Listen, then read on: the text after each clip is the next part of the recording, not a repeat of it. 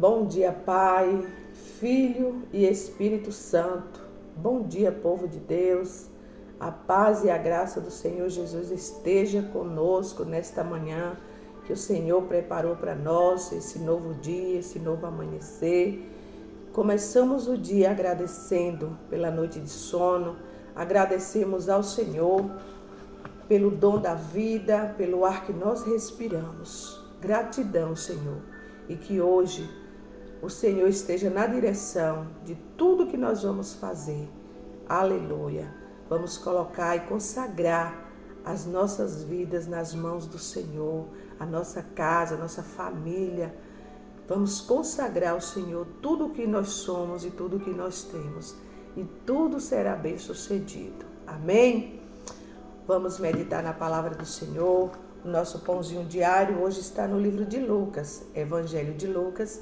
O capítulo é o primeiro, do versículo 1 ao 4. Vai nos falar acerca de nós não ouvir algo e sair falando de forma diferente, né? Levantar calúnias, mentiras. Tendo, pois, muitos empreendido por uma ordem a narração dos fatos que entre nós se cumpriram, segundo nos transmitiram os mesmos que os precediam desde o princípio, e foram ministros da palavra. Pareceu-me também a mim conveniente descrevê-los a ti, ó excelente Teófilo, por sua ordem, havendo-me já informado minuciosamente tudo desde o princípio, para que conheça a certeza das coisas de que já está informado. Aleluia. Então nós temos que ter primeiramente a certeza, né, de algo, para depois nós fazer as informações. O Evangelho de Lucas, um médico grego convertido ao cristianismo, possivelmente pelo trabalho de Paulo com quem compartilhou a pregação do Evangelho e de quem recebeu as informações necessárias para escrever o livro que leva o seu nome, apresenta um Jesus intimamente ligado com a necessidade das pessoas. Lucas procura enfatizar o aspecto humano da natureza de Cristo, apresentando-o como o bom amigo. Então, Lucas, ele procurou as informações sobre Jesus, com relatos, com alguns fatos, testemunhos de pessoas, para depois ele escrever o livro. E ele aconselha que primeiramente a gente tem que verificar as coisas, ter a certeza, para depois a gente compartilhar, para depois a gente não compartilhar algo que vai nos prejudicar e prejudicar a vida de alguém. Sempre preocupado em aliviar as dores e sofrimento das pessoas com quem entrava em contato, ele escreveu este livro com o objetivo de alcançar Teófilo, um homem de origem nobre, a quem queria ganhar para Cristo. Amigos leitores, faça uma boa leitura deste Evangelho e que Jesus, o misericordioso Deus, fale conforme forte ao seu coração através dele. Então, ele escreveu, fez os relatos sobre Jesus para alcançar a vida de Teófilo, Porque quando eu estou aqui falando esta palavra tem um nome, Jesus, porque a palavra de Deus a Bíblia aberta é Deus falando conosco através da palavra. E quando nós transmitimos esta palavra, que é a verdade, é com o objetivo de alcançar vidas. Esse que tem que ser o objetivo da palavra, a palavra de Deus. Nós não podemos pregar a palavra, ler a palavra e ministrar a palavra com outro objetivo, a não ser de ganhar outras vidas, né? Transmitir o conhecimento da palavra, o conhecimento de Deus para outras pessoas. Porque quando a gente conhece alguém de ouvir falar, você está conhecendo o que alguém falou, você não tem intimidade. Mas quando nós começamos a ler a palavra e todos os dias ficar tentando, porque o convertimento é todos os dias, né? Às vezes foi convertido até ontem, mas hoje começa a fazer tudo errado, acabou a conversão, perdeu salvação.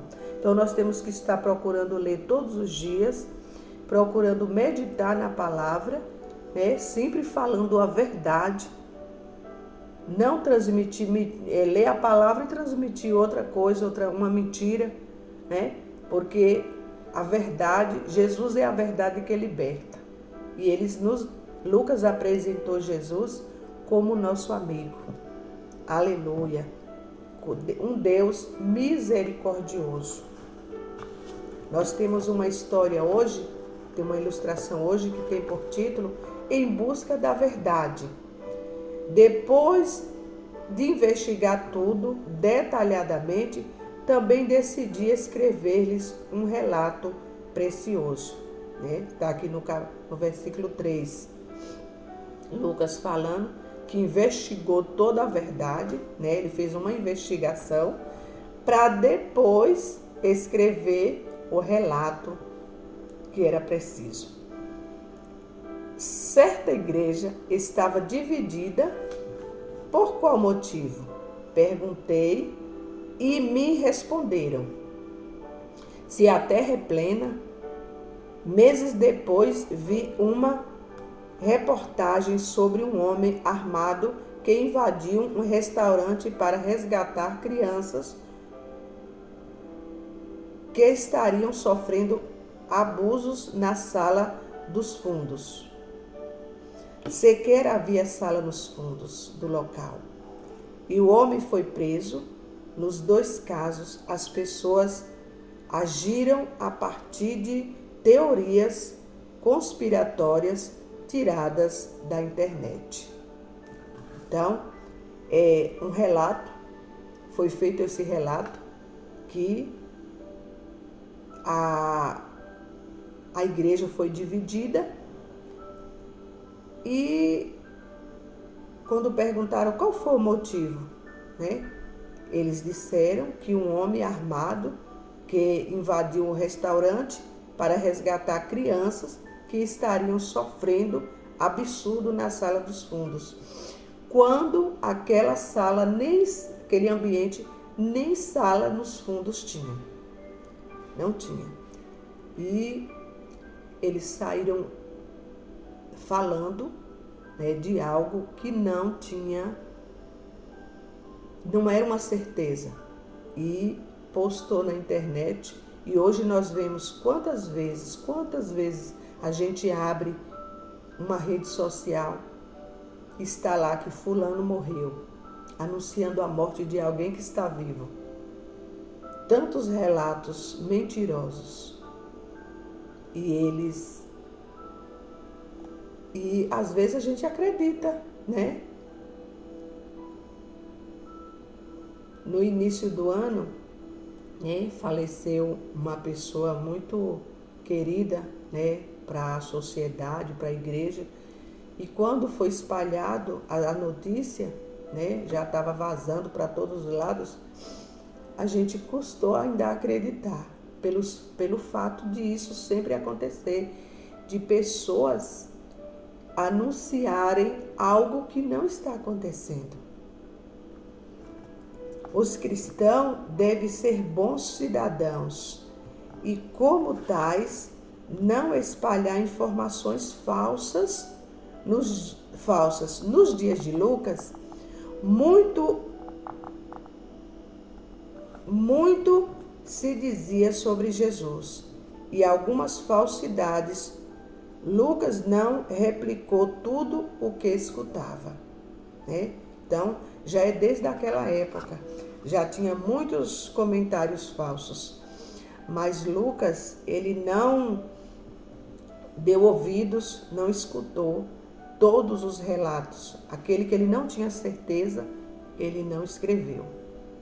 Mas agiu como um jornalista investigativo, conversando com testemunhas oculares, pesquisando tudo detalhadamente desde o início e escrevendo seus achados no evangelho repleto de nomes, citações e fatos históricos, baseados em informações de primeira mão, não em alegações incertas. Tá vendo? Façamos o mesmo. Informação falsa é algo que divide comunidade e ameaça vidas. Portanto, verificar os fatos é um ato de sensacional.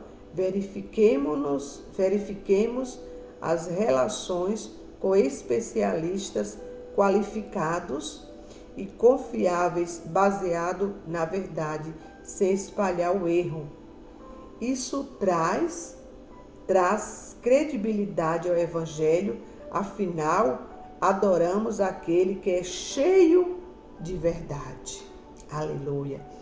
Como eu acabei de falar, vamos procurar ler a palavra e falar a palavra, não espalhar coisas que não estão acontecendo e que nunca aconteceu.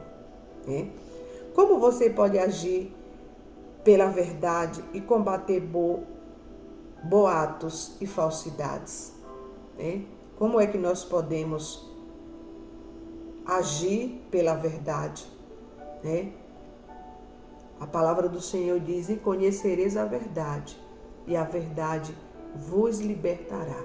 Quando nós conhecemos a Jesus, nós passamos, sim, ser verdadeiros e falar da verdade.